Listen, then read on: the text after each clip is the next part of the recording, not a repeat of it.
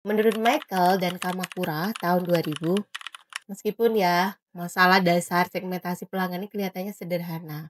Riset segmentasi mungkin perlu kita lakukan ya, kita riset kecil-kecilan dan sederhana metode itu karena banyak cara-cara sekarang perkembangan metode ilmiah yang bisa kita gunakan. Gimana sih cara kita menentukan target segmen yang tepat? Ada 6 bagaimana kita bisa mengidentifikasi customer segmen kita. Yang pertama, identifiability, yaitu sejauh mana kita sebagai founder atau perusahaan ataupun bisnis dan organisasi bisa mengenali kelompok-kelompok pelanggan yang ada di pasar. Kedua, substantiality. Kalau segmentasi pelanggan yang ditargetkan memiliki pasar yang cukup besar atau gede banget nih, bagaimana kita memastikan adanya sebuah profit atau keuntungan bagi bisnis kita. Yang ketiga, accessibility. Sejauh mana kita bisa menjangkau segmen yang kita targetkan itu. Bisa melalui promosi, sosial media gitu. Terus kita mungkin mengikuti event, endorsement, dan lain sebagainya. Bagaimana kita bisa menjangkau mereka. Yang keempat, responsiveness. Kalau pelanggan ngerespon nih setelah kita tadi menyampaikan mereka, menjangkau mereka. Nah, respon kita seperti apa nih? Respon yang unik kita dalam cara untuk memarketingkan, memasarkan ini dengan target yang kita dapatkan. Jadi mereka udah tertarik, mereka datang, gimana nih cara kita merespon?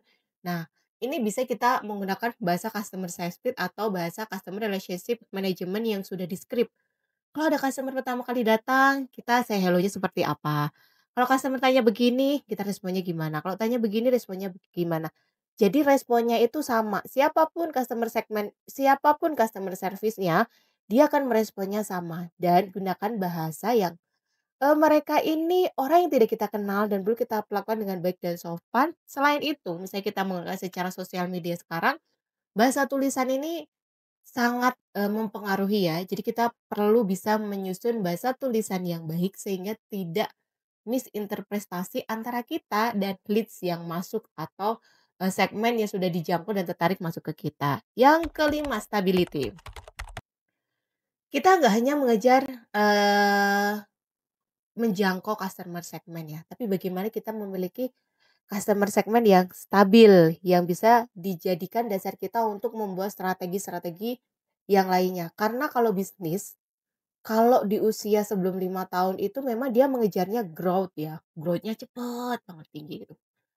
Tapi setelah 5 tahun, idealnya kita itu mengejar kestabilan. Karena stabil itu akan membuat kita lebih mudah memprediksi ke depannya seperti apa, strategi-strategi yang akan kita gunakan seperti apa. Ya walaupun nggak 100% hasilnya akan sama, tapi minimal kita punya kestabilan gitu. Tapi kalau teman-teman memang usia bisnis sudah lebih dari 5 tahun, dan masih di fase growth nggak apa-apa, dan pengen memasuki proses untuk stabil itu nggak apa-apa, it's okay. Tadi yang saya bilang 5 tahun itu kan idealnya.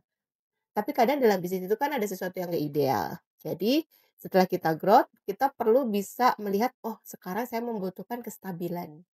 Saya membutuhkan kestabilan segmen atau pelanggan yang jumlahnya mungkin konsisten.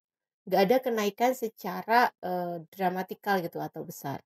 Dan yang terakhir adalah actionable.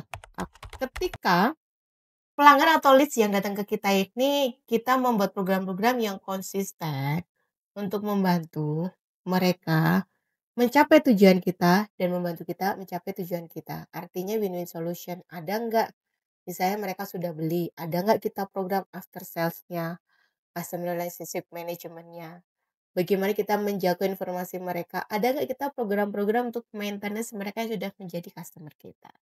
Jadi itu cara kita mengidentifikasi customer segment. Customer segment, kita lanjut, itu dibagi menjadi beberapa bagian. Yang pertama, secara geografi, kebangsaan, tempatnya, daerah, kota, dan lingkungan usaha.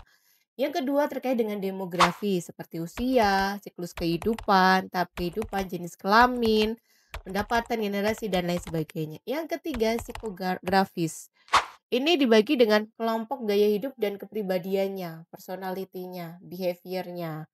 Dan selanjutnya perilaku pelanggan atau behavior ini terdiri dari pengetahuan mereka gitu ya, knowledge, sikapnya, penggunaan, dan ini respon terhadap sebuah produk.